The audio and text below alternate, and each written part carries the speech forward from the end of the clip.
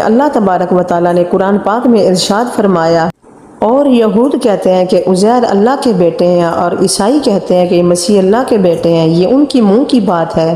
پہلے کافر بھی اسی طرح کی باتیں کیا کرتے تھے، یہ بھی انہی کی نقل کرنے لگے ہیں۔ اللہ تعالیٰ انہیں ہلاک کرے۔ یہ کہاں بھٹکتے پھرتے ہیں؟ سورۃ توبہ آیت نمبر 30۔ ابن عساکر نے حضرت ابن عباس کے حوالے سے روایت نقل کی ہے کہ آپ نے حضرت عبداللہ بن سلام سے سوال کیا کہ اس میں فرمان الہی کا کیا مطلب ہے، اور یہود نے کہا کہ عزیر اللہ کے بیٹے ہیں۔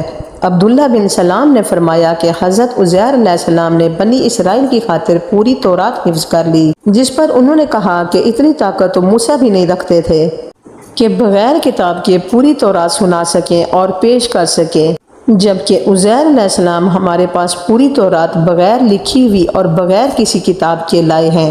اسی وجہ سے بنی اسرائیل کے کئی